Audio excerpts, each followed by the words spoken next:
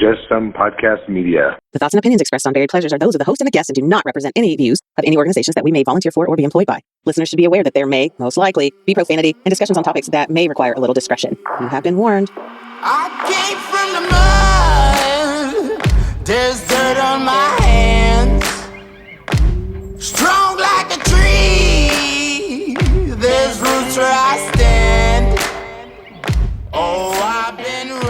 Welcome to another episode of Buried Pleasures. I'm your hostess, PollyAnnamazing, and tonight I've got the wonderful gentleman from 69 Whiskey Podcast to back me up on the mic. So, guys, please, Matt, if you'd like to start, go ahead and introduce yourself, sir. Is there a way for you to play my music? Do I have to? Fine. Yes, you do. Did somebody say titties?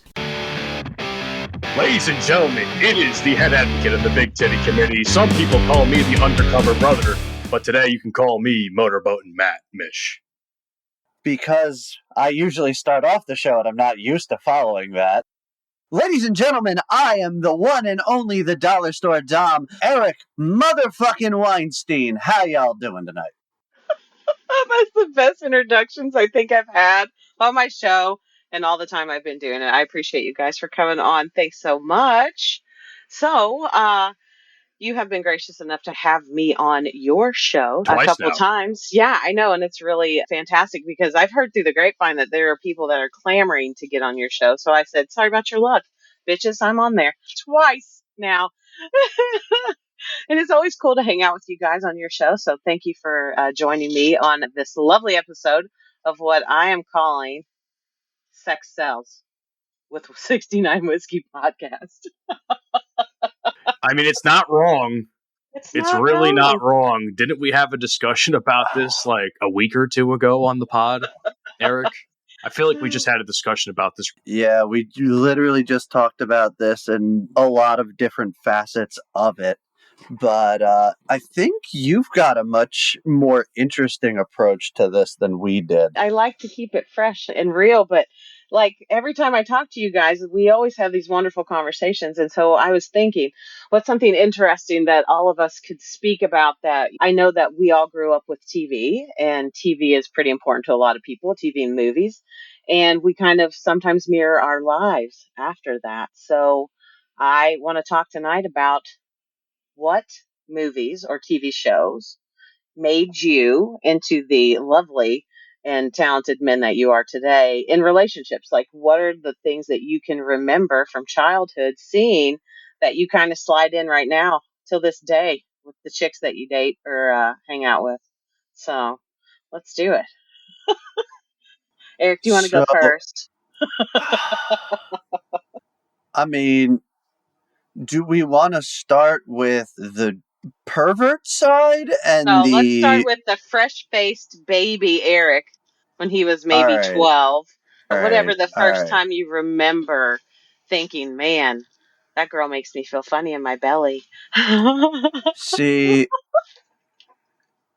I'd say the number one thing that truly did develop me as an individual as far as relationships go is a book series that I've mentioned many times on our podcast, and I am so in love with this series. And this series was introduced to me by my stepmother, so it's something that's actually very near and dear to my heart, but it's called Anita Blake Vampire Hunter is the name of the series. And it is a book series that takes place in Chicago, Illinois, and it revolves around the life of a woman who is a animator. So in their world, pseudo-necromancer. Yeah. And there's vampires, there's werewolves, there's all this other stuff, but it's this woman's life trying to be a part of regular everyday society, but also assist with supernatural / preternatural cases and stuff, because with her background, she ends up helping the police. So it becomes a very crime drama-esque, also romance novel kind of thing. It's fantastic. Oh my gosh. It's interesting that you brought up a book. That's pretty cool because I didn't even think about books whenever I was thinking of the topic because we do talk about like everything that's out there visually. But a book is fantastic because now I think of another book that I could totally add to this list.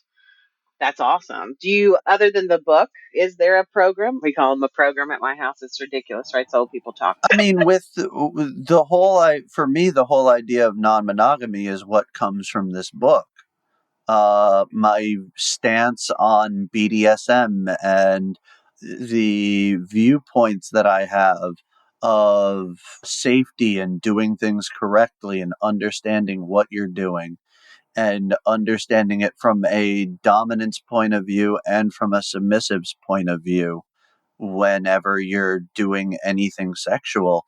That's kind of where that idea and those mindsets come from.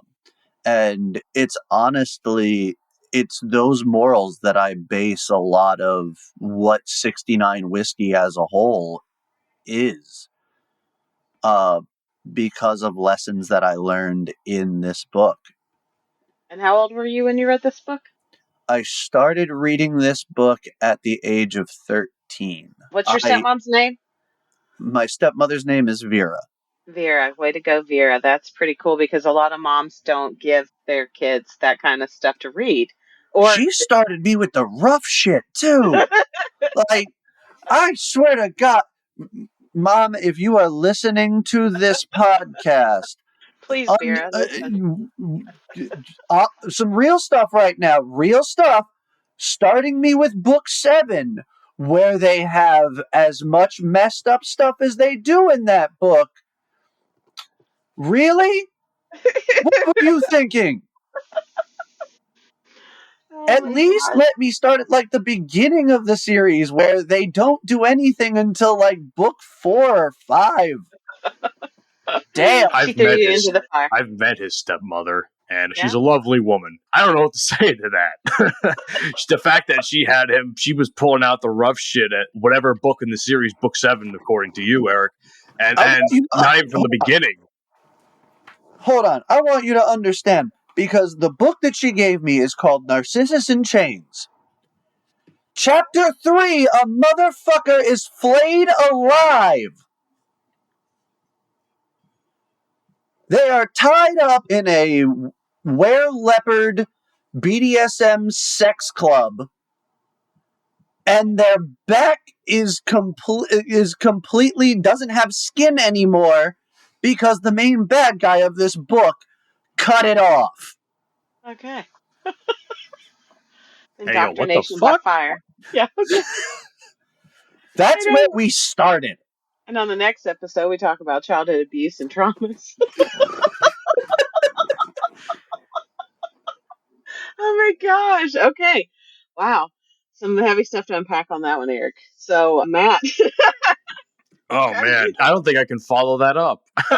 Did you ever have a crush on a girl in a show that you were just Yes. Oh, tell me, who was your first girl crush on a show? So, as far back as I can remember, when I would watch like cartoons or something along those lines, for whatever reason, the one cartoon that always stood out to me when it came to like part of my interest in certain types of women was Totally Spies. Oh yeah.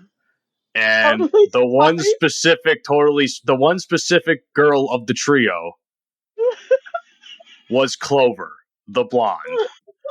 So it's funny, it's funny I bring this up because there was many episodes ago, me and Eric got into it about like, he doesn't think I have a type. And I don't know. He thinks I have a type. He thinks he's calling bullshit on me that I think I don't have a type.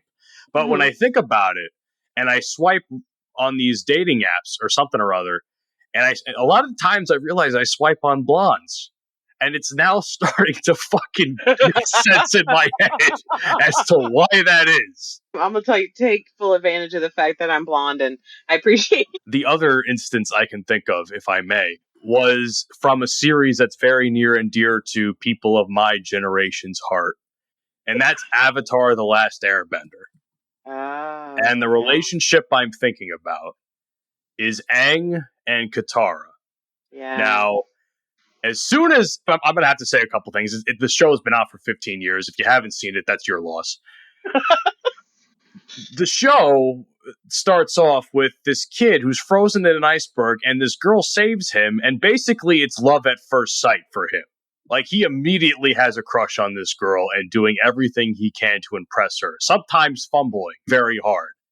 I relate to that as I think about this on a spiritual fucking level. Okay? Because this kid tries so fucking hard to get this girl for many episodes scattered throughout the 3 seasons of the show. And in the end, he finally gets the girl. Finally. And it's one of the most satisfying story arcs for me in the entire fucking series of Avatar. That's awesome. That's almost the most fantastic thing I've ever heard. But like with all girl cartoons, like they always have the blonde, like with Powerpuff Girls, let's take for instance. I mean, I'm sure you're familiar. There's always the blonde, the redhead, and the girl with the dark hair. Right. Like Charlie's Angels. In case you guys are wondering out there, I'm making noises with my fake guns. Like I'm in Charlie's Angels. But that's true. Like, there's never been a show where there were 3 like super top dudes. Like, there's always the good looking one, the funny one, like the smart one, whatever. But yeah, I think for me, the very first big crush I had, there was like 3. Okay, because that's who I am and that's what I do. I go hard. My first one, absolutely, there was a show, and you may not know this because I don't know that you even will have a clue at all, Matt, for sure. But there was a show called BJ and the Bear, and it was Greg Evigan, and he had a monkey with him. He was a truck driver because back in those days, truck driving was big. He was Smoking the Bandit days. Trucking was a thing. CB radios were a thing. And Greg Evigan was like the hottest guy I'd ever seen in my whole entire life. He just like flannel shirts and jeans and just cute. God, so cute. But then also, because I had a sister, we would watch TV in the evenings because shows weren't on streaming 24/7 back in the day. You had your one day a week after 8 p.m. There's your shows. So my shows for sure. I had to share boyfriends because my sister, we had to figure out whose boyfriend was who. So Chips with Ponch and John. Dude, I absolutely was so in love with Ponch that couldn't hardly stand myself. I had to have the Latino looking guy because that's how I roll. That's how I roll. I like that. That was a good one. Do you know what I'm talking about, Chips? You've seen the movie, probably the newer movie, like Dax Shepard, and I don't know what the other dude's name is. Your opinion, guy. And just so everybody else out there knows, my husband just punched me in the arm. He knows what time it is. It's okay. And then also, the creme de la creme was Bo Duke, with Bo and Luke Duke. I got the blondes, the blonde from that one, and the Latino guy from the other. See, I have. Do I mostly end up getting blondes? Yes. Yeah. Are they my preference? Absolutely not. Right. My preference is the goth girl, which I know exactly where to blame that one. If anybody's ever watched Teen Titans, oh yeah, oh man, Raven and Jinx. Oh, Jinx. I was, whenever Matt, you brought up your cartoon, I was thinking of Jinx, Thank God I have kids to know what you guys are talking about, and I would not know. Thank God my son is your age, Matt, so I can figure out what shows you're talking about. And then, as far as my redhead problem, I can pinpoint that to a fucking T as well. It's an awful movie. has no right to, like, have any hold or sway over my existence as it does. But the live-action 1998 Batman movie, Batman and Robin. Oh yeah, Oh, Poison God, Ivy. really? I'm sorry, Uma Thurman is Poison Ivy. I do dirty things to Uma Thurman even when she's not a redhead. But in that outfit, I'm You not going liked to it. deny. I ain't going to hold you on that one. And then the thing that really fucking solidified it, which here's the one that's going to make me sound really pervy here. It's a lovely little ecchi anime named High School DxD. The main character of the show gets his powers. I apologize. His powers grow with the more perverted he is. Oh, I see. So, one of the first powers he develops is exploding girls' shirts. But Do they just like poof, they're gone, or is it like no, a they flame? fucking explode off of them violently. It is straps of clothes exploding everywhere. Girls going. Is what it is. Gotta So love the many smutty hours of anime. misspent youth time there. Listen, it's a very educational anime, but needless to say, the main, like, female lead is a redhead, and yeah, she's fucking smoking hot. See, and so like what I'm hearing from you guys is that you're more grounded in these fantasy play kind of chicks, right? Like the goth girl, sparkly little fairies and such. Like, but so like that's cool, and so that's played into how you do your show now, right? You do a show about safety and sex and BDSM and all the cool things that come along with that. So what have you found in your show that you like? Have you had people reach out to you that are very appreciative of all the info that you put out? Because I know I like to listen to your show because I learned so much from you. We get some feedback every now and again. People will reach out to me over Twitter DMs. Some of our friends in the podcasting community will say, "Hey, I really love this episode," or "Hey, can you elaborate on this?" or "Hey, I was confused by this," like things like that. Obviously, when I read the podcasting feedback, people will tell us whether or not what we're doing is educational. When I do read something along those lines, it's nice to know that people appreciate the content that we're trying to put out in that realm. Because keep in mind, we cover a lot of broad topics, but at the same time, at least in my opinion, we're a very niche show. So I kind of market the show to cater to that niche as best as I can. Right. I tell anyone and everyone, and I just wait to hear the reactions. It's my personal favorite part of doing the podcast, because you either get a whole lot of, "Oh, that's interesting," or "Oh, I didn't know that," or you get, "What is wrong with you? You Yeah, need Jesus." I hear that a lot. And then I direct them to episodes where I tell the preacher's daughter story, and No, it even just better. Even better. I show them episode 30.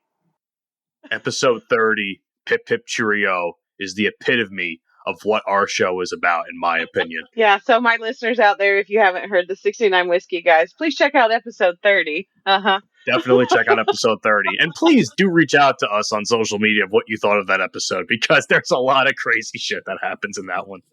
I love that. And you know that I really do try to encourage people who do reach out to me to continue to do that because it's so helpful. It's really easy to put out one good show out of 50 for people that are interested in one certain show.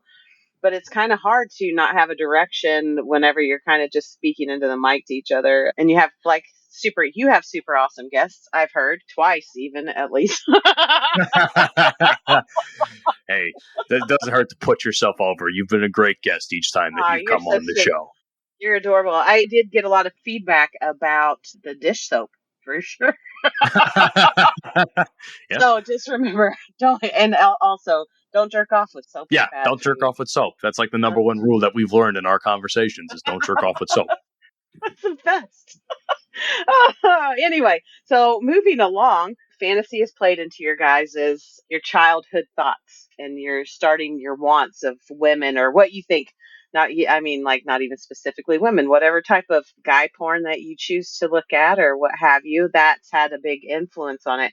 And it sounds like Eric's had this huge influenced by his stepmom. It's very cool, which I think I'm really hopeful that my kids one day will look back and be so thankful that I was as open and honest with them as I am. But I didn't ever suggest books about I could have done romance novels. I guess it should have been a thing on my radar. So maybe next time around we'll get that. I'm not a reader so much, but I read a book and I wanted to bring this up. That's why I was to wrap this section up. But I read a book when I was in high school, and I believe the name of the book was Angel, but it was about a vampire who steals this girl and makes her work for him, basically.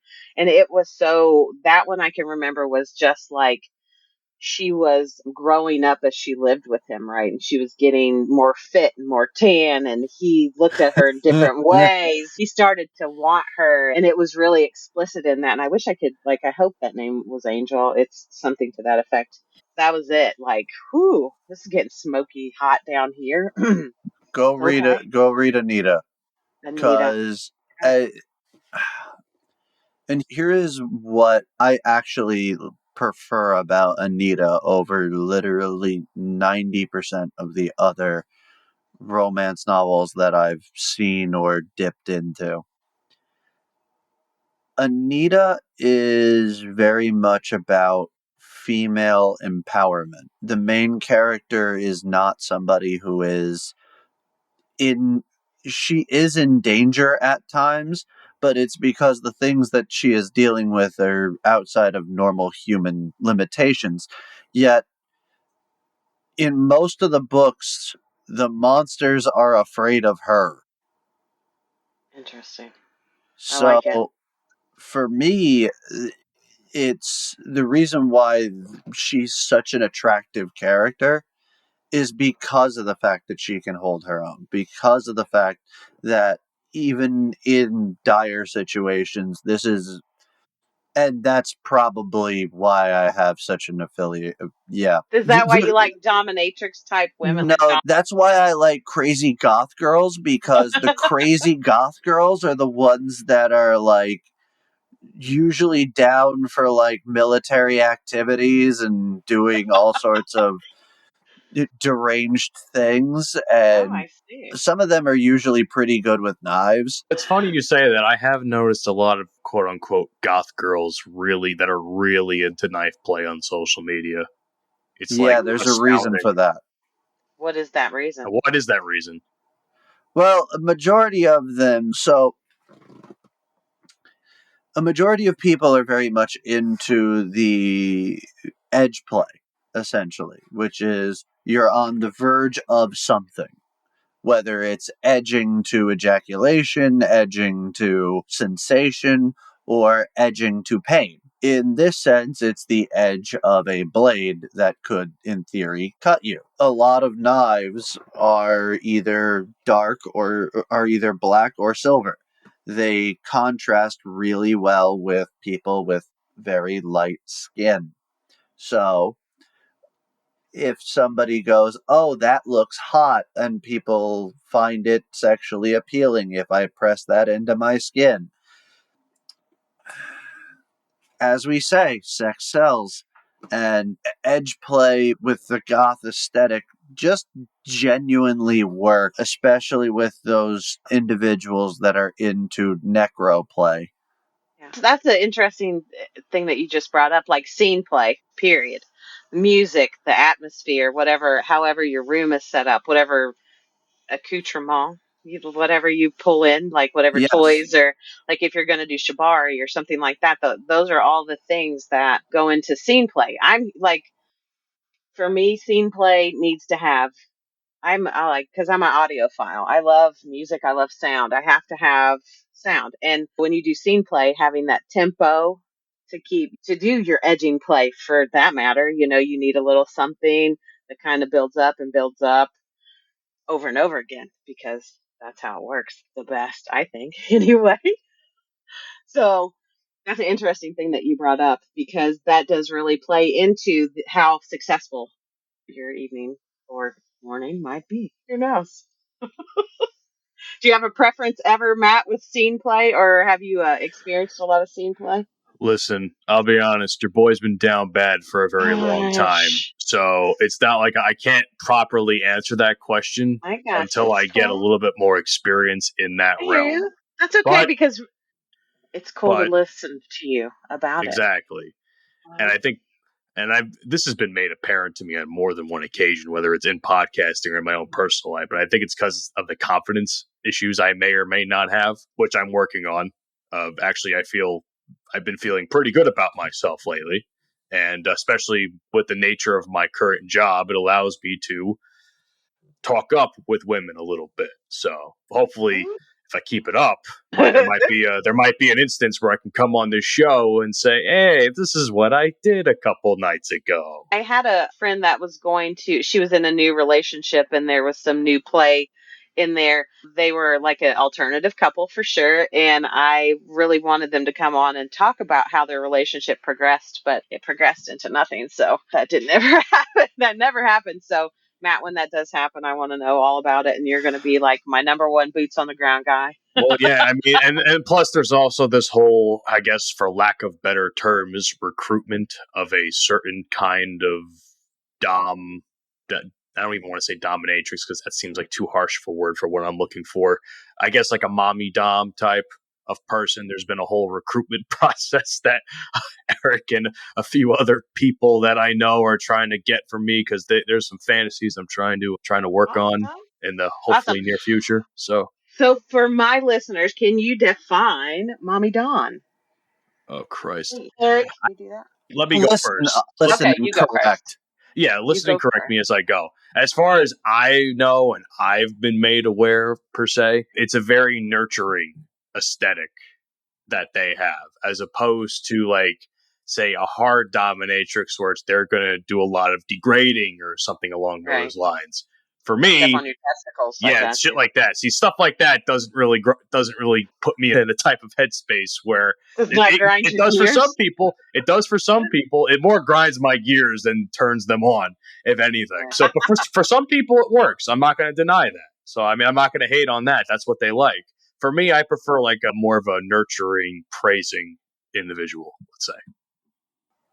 So to correct Matt's explanation here a little bit, a mommy dom is a dom that is less commanding. So a true hardcore, from my point of view, hardcore dominatrix is somebody that demands, expects true submission, expects if you step out of line, you get whacked with something, so on and so forth. What Mish is looking for is somebody that can switch that on to be that get on the ground, you ingrate, use your tongue to please me kind of thing, and then please your mistress, and you're not allowed to ejaculate until I tell you. That's the kind of dom that Mish is looking for. Is he going to, are there going to be aspects of it that are going to make him uncomfortable because that is the job of a dom? Yes. But will there be compromises on the part of his dom more frequently than a master-slave relationship? Yes. Gotcha. So she'll just See, tap you really easy on your butt instead of like even really. your description of it is like too hard for me, but I mean, that's why I was going for the whole nurturing thing. Like, God, at least give me a hug or something. Fuck. All your boy wants is a Maybe hug. you just need to. Maybe you That's just what need to date a aftercare is nice for. nurse. Yeah, I That's know. what you need. You need That's a what nice aftercare nurse. is for. True. Aftercare is always important. You gotta love on Listen, yourself too. submissive, you gotta take your beatings before you get your huggings. Just don't beat me too hard. Just don't beat him too hard. If anybody out there is interested in mommy doming for a wonderful and fantastic Motorboatin, Matt, let me know. Just message me. My DMs are open. And then message Always. me. No, seriously, he needs Definitely. it. Yeah, help a brother out here. That's right. So, from my side of it, mood and setting kind of are very dependent on what I'm doing. I know when I'm doing impact play or I'm at a like dungeon setting, I prefer metal. 9 Inch Nails, Metallica, just really hard stuff that as long as it's got like a decent like bass drum to it that I can keep my toys in pace with, that's kind of how I really get into that kind of setting, and that's the most exciting for me. I've had submissives that have actually complained about that, me getting too into a scene and going in with the music and alternating because the change in the tempo of the music just, yeah. Throws them off. So let me back up just a second. You said impact play. And for those out there that don't know impact play, will you talk a little bit about that? So impact play is when you take any sort of object and you hit another person with it consensually. So you say you like the metal, you like more metal, or were you just talking about music? Yeah, no, music.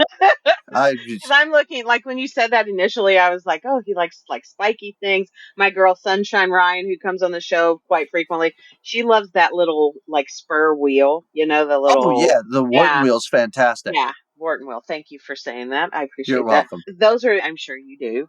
Well, I love it that you do. That's the greatest thing about finding people that are like minded that you can talk about things. There's a lot of terminologies that people use. There's different, everybody has their own definition for things. So I like to kind of add that in so that people aren't confused of what we're talking about whenever we're saying impact play. It's not just him punching somebody. Yeah. Although, if you're agreeable, you could totally, that could be your thing. But I will admit I have used a machete in impact play. yeah. I love the machete Yep. stories.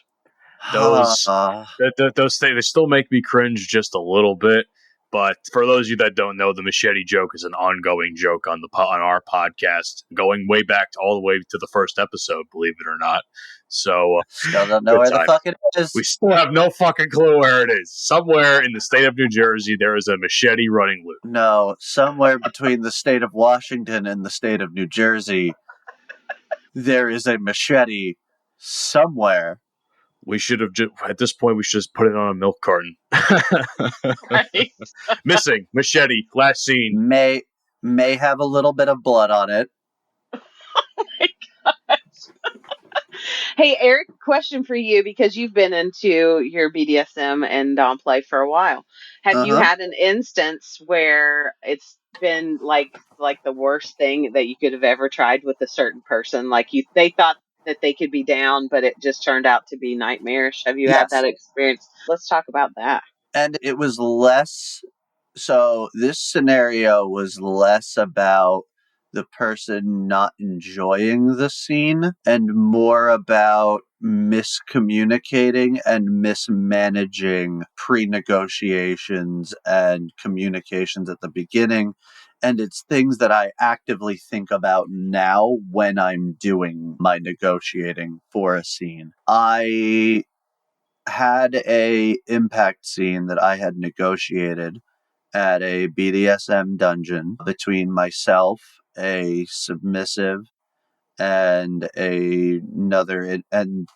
basically another individual to just make sure that the negotiation was consensual on both sides and that nobody led anybody to do anything that they were uncomfortable with. I go over all of my normal questions. Do you have any sort of pre-existing medical conditions? Is there anything that I should avoid? What toys are you looking for me to use on you? What ramping, how would you like me to do ramping? How would you like me to do this kind of stuff? And we went over all of that. Just bang. Like I've done it a million fucking times. And I get the submissive up on the cross and I start beating them, and they collapse. In the middle of the scene, they start to literally fall over. I throw the toy that I'm using on the ground and I literally catch this person as they're falling off of this cross. And I'm freaking out because this is the first time that this has ever happened. And it's the first time that I'm playing with this new person. And this is what happens. And so I'm flustered, but I make sure that this person is okay. I make sure that everything's safe, that everything is secure, that they're good. Start basically going over all of like the procedures of making sure that she's conscious and aware and what's going on around her. And we're going through like literally everything that it could have been. And they turn to me and they go, "Oh, fuck, I forgot to eat today." Oh. And I'm like, why didn't you fucking lead with that? So when you're saying you're beating this person, right? Let's just back it up just a little bit for that. You're hitting them at the velocity that they have chosen to be okay for them. It's not like you're physically Lighter, in fact, being very light. To be completely honest, I had just started doing heavier impact. It was light and I was going, is that good? Is that good? Right. Every But single hit. I think people don't realize the visceral things that can happen, like how your nervous system can react to these stimulations. I think that a lot of people discount that, and that can get you into trouble.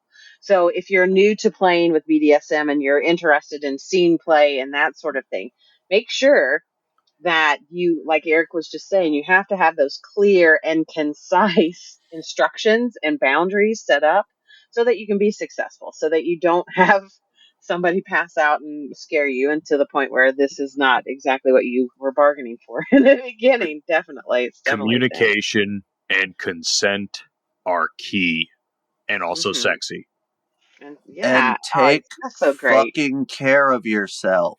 Absolutely. Listen, I get it. Everybody wants to be skinny.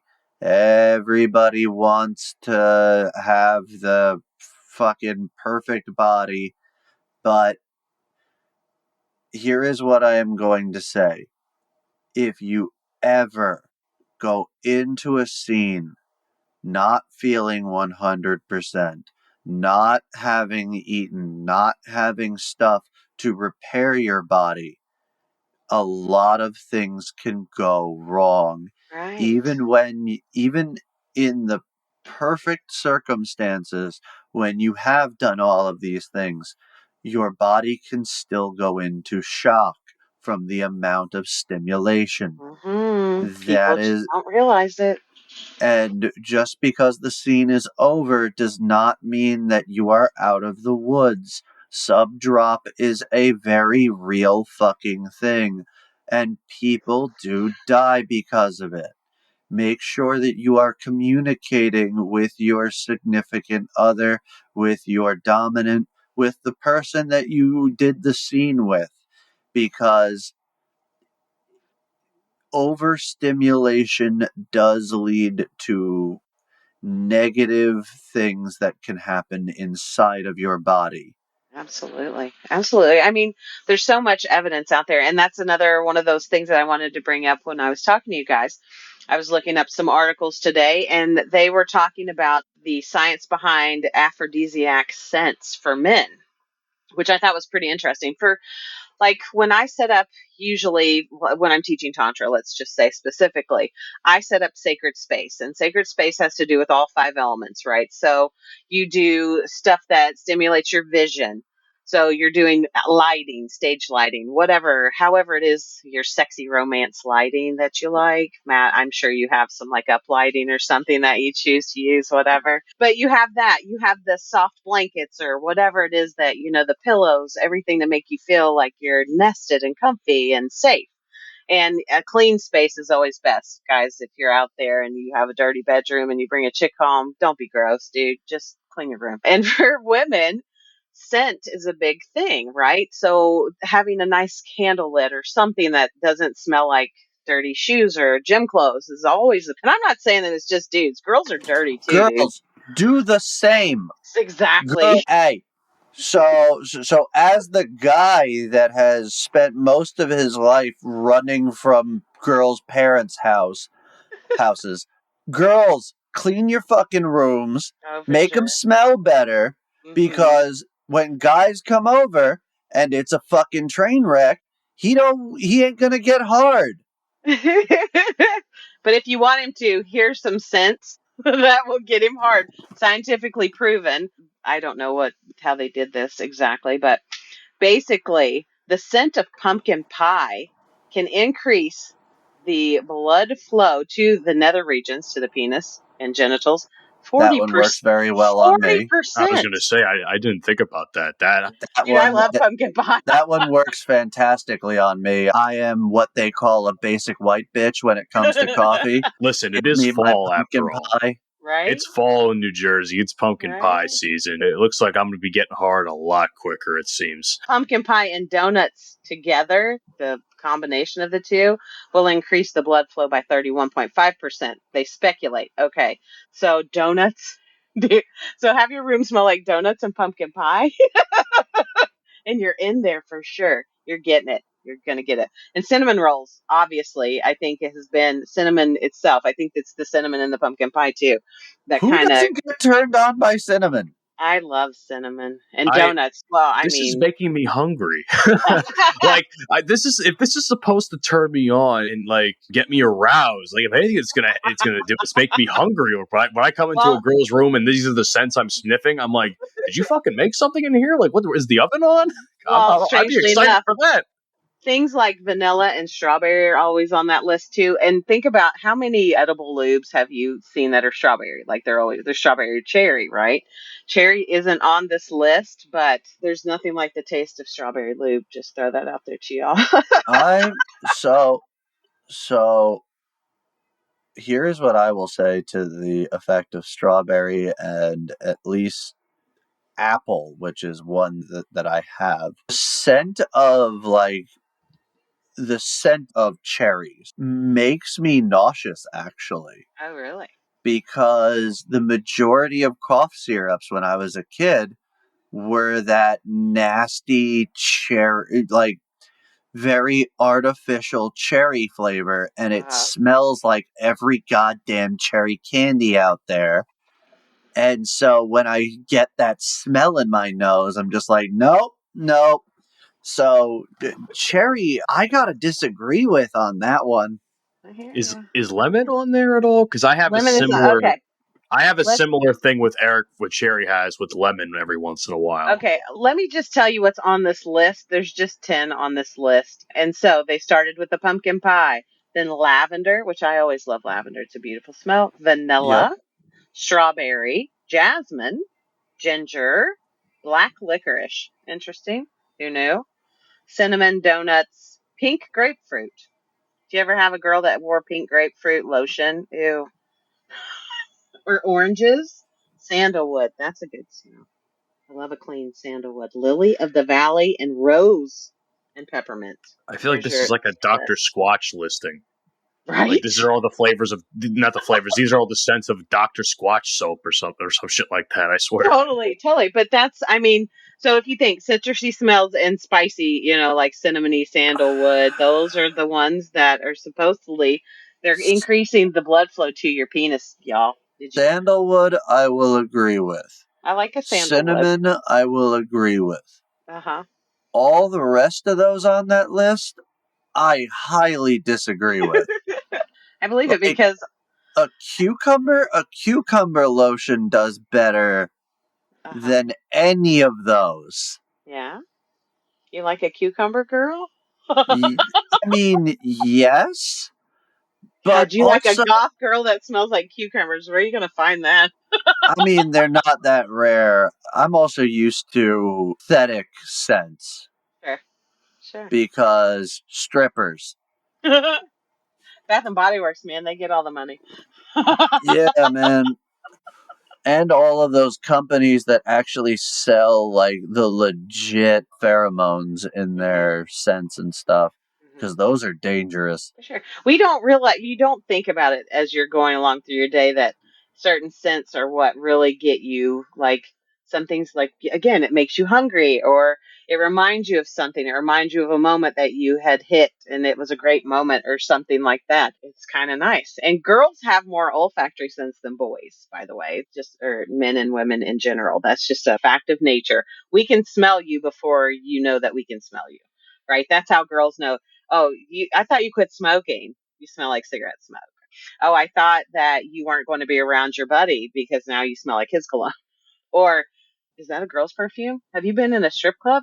I smell cucumber melon from Bath and Body Works. I don't wear that. Did you That get that, makes Tim? so. I thought when I would see that on TV or like something, I thought that was bullshit, and now it makes a lot more It sense. totally does.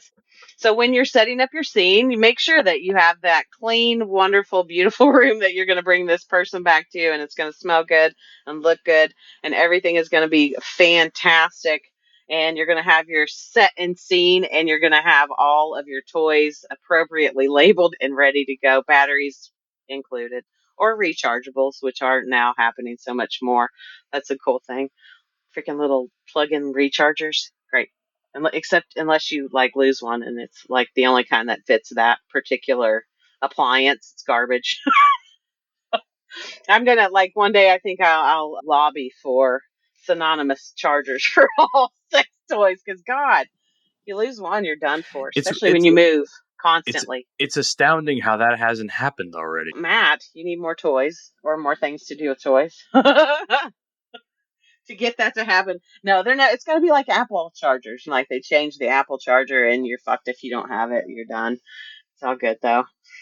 But yeah, I think that to be successful, there's a lot of work that goes into these things. It's not like you could just walk up into a scene and just be hot and ready immediately, because there's a lot of work that goes into it. I mean, I don't think people realize the communication that you have to have these successful playtimes.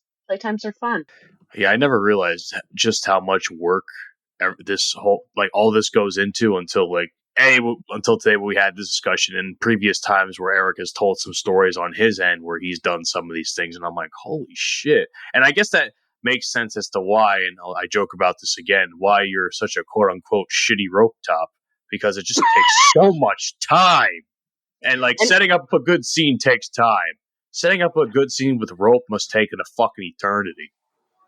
but you know what? Yes, You enjoy that every moment, because that puts you in the moment. You're not worrying about, oh, what am I going to cook for dinner tomorrow? You're thinking about, hey, this is awesome. I've never had this before. This is feeling really good. This is feeling, wow. Like, I didn't know I could feel like this. You can get that. And it can be so satisfying on both parts, because being the giver or the receiver, depending on where you're at, either spots can be pretty phenomenal, I think. What do you think, Eric? I think that the best way that I have to describe this is with a quote from one of my favorite vampires. If you want to, as you call me, be a sex symbol, you must first put in the effort, time, and have incredibly high standards. I love it. I That was a love pretty it. good. That was a pretty good impression. I'm not gonna lie. That's not good. That's terrible because he's supposed to be a Frenchman. I thought you were Eh, going straight Dracula. hey, for a Dracula impression, it was Yeah, pretty I thought solid. that's where we were going with that. I don't know he He, was French. yeah, good old Jean Claude. Van Damme. I love it. No, no, no. Let's talk about Van Damme splits. Jesus. Anyway, let's move on. So, on your episode that I did with you guys, we talked about the Baldo. I want to get back to that because I absolutely am enthralled with the fact that I truly tried to get my husband to come on and talk to you guys about the Baldo, but Oh, so many questions. he's so resistant. He doesn't want people to listen to him talk about it. But that's the thing. Like, our show is a safe space to talk about things like that. That's the point of whiskey. We're gonna keep working on it. But for those out there that haven't heard the Baldo show, please listen to that. The one that we did on 69 Whiskey was great. It was episode 79. Is that correct? Yes, it was 79. Shazam. And I don't remember what number mine is. Just look it up. It says Baldo on it. But check it out because there is this awesome toy out there and now apparently you can watch the first recorded video of a ballgasm, which is when you wear this particular appliance, the male does. You can have your testicles are just as sensitive as your penis, and you can have a different type of orgasm, I guess it's just a different type. I won't say more better or more better, more worse. Does that make sense? No, not at all, but whatever.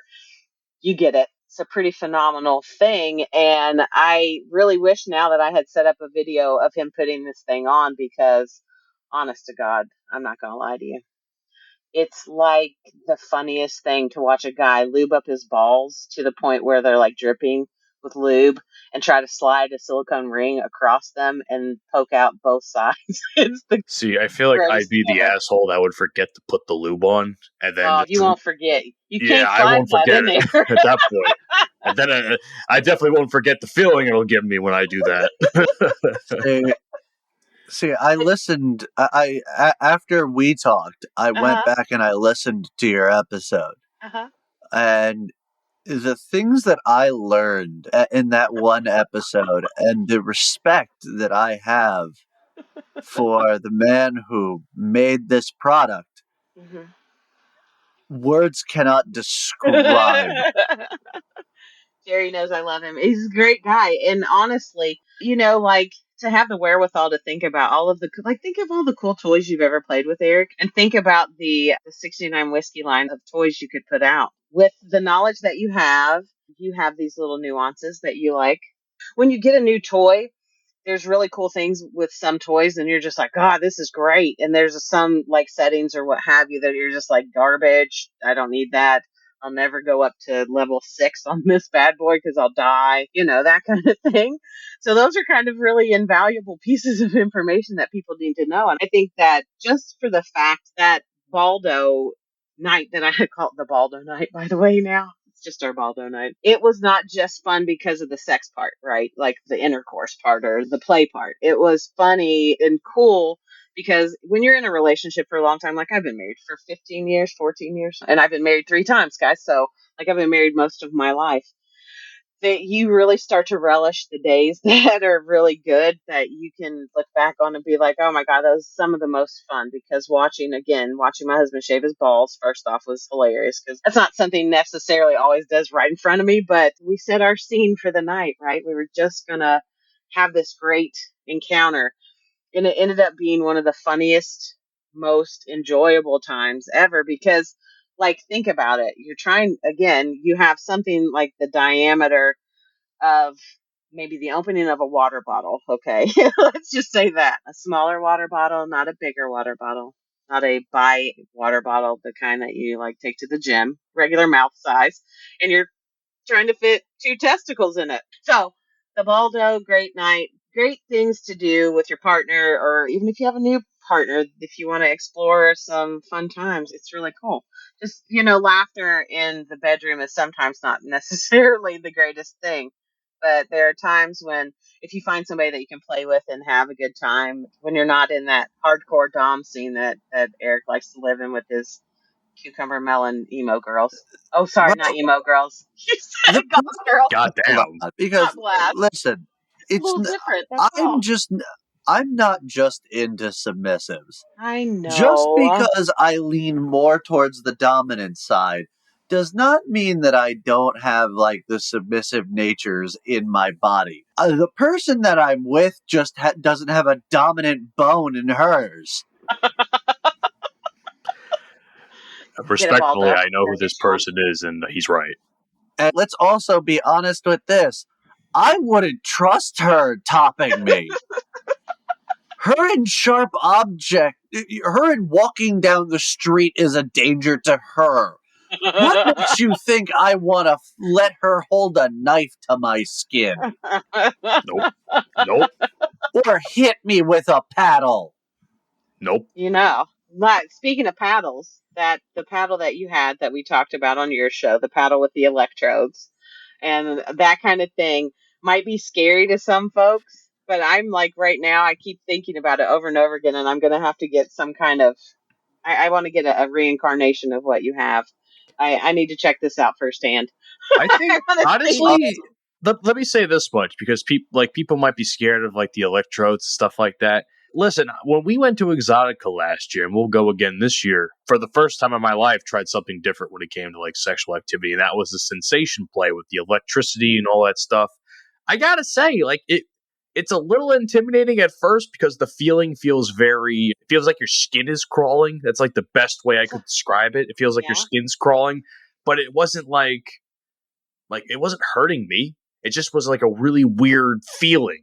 I can't describe it any more than that. And like a skin crawling feeling. Right. Like, So and imagine like that on like sensitive areas of you, and it could be good, it could be bad. It's subjective. So But now I think, you know why this girl passed out when Eric's just tapping her a little, because for people that sensation, it can be overwhelming. They just that don't is know. true. I mean, granted, they weren't clear on certain things that they did or did not do before the scene. But I feel like if you were 100% healthy, like Eric was saying, I feel like you could enjoy it, or at least give it a chance to enjoy it. Like for me, it didn't bother me. Like I got myself in the line. If you remember, Eric, I got myself all worked up and how nervous I fucking was because we had just gotten there too. We had just gotten there, and I'm still like fucking nervous because I'm like, oh god, there's all these people, all these fucking porn stars. What the fuck am I gonna do? We went to the BDSM section of the fucking Exotica Expo, and all of a sudden I'm in this line freaking the fuck out. And I did the whole thing. He went through the whole spiel of like different little tools that he was using. And after I came out of it, I'm like, oh, that wasn't so bad. That wasn't so bad. And I felt better after that. And I was like, all right, now I'm going to let my nuts hang. Now I'm going to be all confident and shit. So Pollyann, I need your help making a decision right quick because Mish just reminded me of something. And that's that whenever we go to Exotica or like one of these places, I try to make Mish experience something new every time. I think that's awesome. So with that being said, what are we going to make Mish experience this time? Our choices are, because if I remember the exhibits last time, either fire play or suspension play. Suspension. Fuck you. Listen, I would rather do the fire cupping if that's an option because my back can actually fucking use it. That's a good one, Cubby. So there's a thing here in Columbus, Ohio that they do. It's called Trauma. And it's a 3-day fetish party. Okay.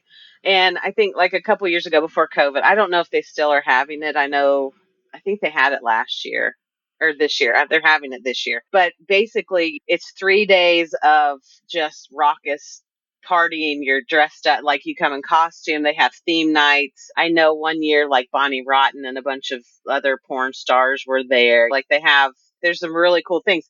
And like in the center of the room in the big, they have it at a place called the Bluestone, which is a big church that's now a venue. So you have different floors and different levels, and there's places for VIPs, there's places for private play, there's a big box in the center where the big stage is, where you can put your hands in, and there are people in the box, so you can touch people, that kind of thing. And it's just I think it's a good introduction for people who've never done any kind of BDSM play, or they're interested or excited about learning, like Exotica. That's the kind of exposure that people can have. You can just go in and you can be somebody who just watches. You can participate. There's no pressure to do anything. They have the suspension. Like there's a group that comes every year that does suspension. That stuff scares the crap out of me. I'm not going to lie. That's something that I'm just like, I'm good. I don't think that's something that I want, but I know that there are people who get tore up about it physically. And no, I'm just kidding. They do, but they get tore up because it's so, like, it's just one of those visceral things. They just want to feel the hooks. They love feeling like they're flying, the weightlessness, what have you. So I think that's awesome that whatever it is that you can find that's safe in your own, stay in your lane, be your true you, but be happy, do something. Don't just sit around and wait for something to happen to you. Do something for yourself. Jeez, come on. Every Anyway. rope bottom that I've ever met has been into suspension play, and Uh-huh. it's insane. It's like it's not something I keep in my wheelhouse of my repertoire. I just don't do it. But I know people who do and they love it. And it just, for me, because I'm a healthcare provider, all I can think of is, oh my Jesus, you're gonna get an infection. That's it. So, That's Mish, all you're I getting can think. suspended at Exotica. Sounds Fuck good. you. What else is what's the option that he's doing if he doesn't do suspension? My whole thing is we've talked a lot about fire play. Oh, fire play, And yeah. I know I watched the dude last year who did the fire play, and he was fantastic. In fact, he's the only other person that I've ever seen who also has a pair of Kevlar wands. So I was very excited about that. Yes, Pollyann. I'm just looking at Matt thinking Kevlar wands and Matt. Hello, darkness, my old friend. I've Oh, come to Oh, come. talk with you again. oh my I've been God. doing fire cupping for so long, and I've really only had 2 accidents. Come on. They happened to yourself, that's why. No. The first one did. One of them did. The first time I accidentally burned somebody because I tried something stupid. And the second time I was using my usual cups, which Cheap were bastard. dollar store brand, and the suction wasn't all there. A cup came off of the subject, smashed against another cup, exploded in my hand, and cut my finger in half. Oh And my that God. proceeded to be the running joke for about 9 months. Yep. Thus the Maybe. reason I'm called the dollar store Dom. Yes, that is literally where the nickname came from, because I will never let him live it down. You got your cups from the dollar store. Yes, my Okay. original cups were from the dollar store. I'm not mad at you. My new cups are a little bit more pricey Yeah. and are actually designed to do what I use them for. You get what you pay for. Be careful. That's why I tell people no cheap toys. Don't buy cheap toys. They're garbage. Pay the money. And don't buy cheap toys. Or make them your damn self, but if you're gonna make them, do it in a safe manner and Yeah, make right. sure that you test them before you use them on somebody. Please don't cut yourself unless you're into blood play. There's a lot of people that are into that. So, Nope. fantasy play. That's what we'll talk about that the next time that I have you guys on. And I just to wrap up tonight, it's always a pleasure to talk to you guys because I love you. You're awesome, and I love it that we can talk freely about things. And Matt, I really appreciate the fact that you have strong shoulders and that you take everybody's shit like you do because you're adorable. Listen, what else am I going to do at this point? I mean, like I said, just let the nuts hang and don't let anything bother you. That's right. And you know what? Think about it. Like, there are millions of men out there that can't say the things that you say in public, on a syndicated show, right? Like, you guys are doing really well. Your show's doing well. Your both careers fantastic. Like, it's not like you guys are waking up and not talking about sex every day. Think about that. You're welcome. This is your life. We have it. We have it good. And I will continue to invite you on as much as I can, especially if Matt does something really crazy at the show. We'll have you back on. We'll talk about it at Exotica. We'll see. I mean, honestly, my mindset going into Exotica is last year was about mostly pleasure. This year, I feel more in a businessy kind of mood. So we'll see if I even have time and energy to feel like playing around with stuff like I did last year. Because last year, I had the opportunity to do a lot of fun things. I had the opportunity. Shut up. You're going to do more fun things this year.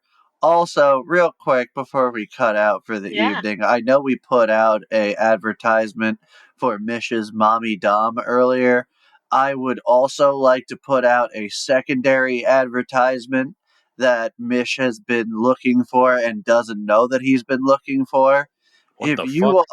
If you are a large black man with orange dreads who can sing Cult of Personality, Mish is looking to bottom to you right away. No. Stop it. Large black man Cut with that out. orange dreads needs to be able to just shout at the top of his lungs, "Look in my eyes! What do you see?" That's all you need to do, and Mish will be putty in your hands. I hate you. Oh, Matt. You're letting that joke will go way farther than it needs to be, by the way. It's got legs, and I'm gonna let it fucking run itself into the ground. It already is in the ground. Now I let love it be it. 6 feet under. All right, guys. So, who does your wrap up on your show to say where you go and what to do to find you? That'd be Mish. All right. Does he have some kind of music that you need to play for him? No, I usually fuck with him. So instead, go ahead. Do your soundboard with the doing. Oh fuck! Why are you encouraging him? Beautiful. Thank you You're for the welcome. Mish. You have the whole thing to go, and I have a whole soundboard to fuck with you. Woosah. Okay.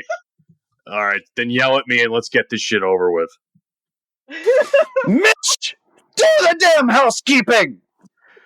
Ladies and gentlemen, thank you for checking out Buried Pleasures with your host, Pollyanna, featuring the boys from 69 Whiskey Podcast. If you want to check out our show, you can find us on the following podcast platforms, including, but not limited to, Apple, Spotify, Google, Pandora, Good Pods, Audia, and so many more. We also highly encourage podcast feedback. I do read feedback at the end of the show, whether it's positive or negative. I will read it because I think feedback for anything is important. So please leave us a 5-star review, even a criticism of sorts. I will definitely read it and take it under advisement. Hey, don't boo these people. Don't boo these people. They didn't do anything wrong. That's right. And you can always find the people. Exactly. Your people are good people. Listen to y'all.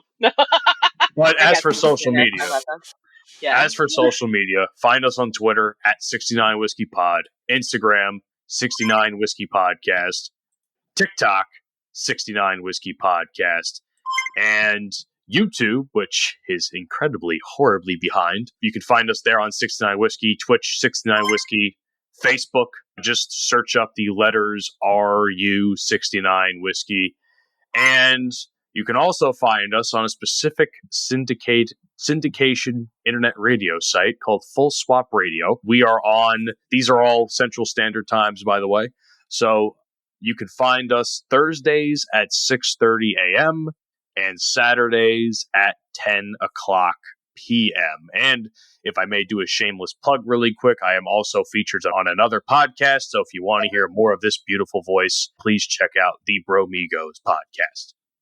How did you get into the Bromigos, by the way? I didn't ask you that. How'd you get into Bromigos? To make a very long story short, I was in broadcasting school to try and find a way to get back into the broadcasting industry after being out of it due to COVID for so long. And I decided to go to that school, met a couple of good guys. Now we run a show together. They've also been featured. They've also been featured on our episodes as well. So it's a pretty good show. I will say I had a problem with them calling you Sam the Eagle. Listen, Dante's just fucking around. I didn't take that personally, but I think that also inspired to grow out the beard a little bit because I ain't gonna lie, I saw some resemblances I wasn't too happy about. But I would like to, if there's ever an opportunity, I would like to have them on this show too if the scheduling ever works out. So I'll definitely mention you and see if you're the only one with the scheduling issue, Matt. Gosh, you work too much. You're gonna work your little life away. That's funny as shit. That's hysterical. What do you mean? Why is that hysterical? So usually I'm the one with all of the scheduling issues because I work 90 hours a week minimum. And he was here at 9 o'clock, Matt. You were not. It's tough. You didn't. The link wasn't in my email. What do you want me to do? That's because you have the most hideous email of anybody I've ever Yes, had. it's bad. Yes. Anyway, so just to wrap up, I am PollyAnnamazing. This is Buried Pleasures. I appreciate you all listening. You can find me at buriedpleasures.com, Buried Pleasures on Facebook, Instagram, Twitter, Buried Pleasures 1 on TikTok. It's this terrible TikTok. And Buried Pleasures at YouTube because I'm tired and I don't like to do all this social media. It's a necessary thing that you have to do, right? And it's lovely to see you guys. I love your faces. It's great to have you on here. I appreciate you greatly. Yeah. And look for me on every podcasting platform that you could possibly think of. And I really like Good Pods, by the way. Good Pods, way to go. It's a great platform. And it's cool that they have the interaction that they do on there. It's dope. Anyway, 69 so. in sexuality. Oh yeah, I was gonna say Did.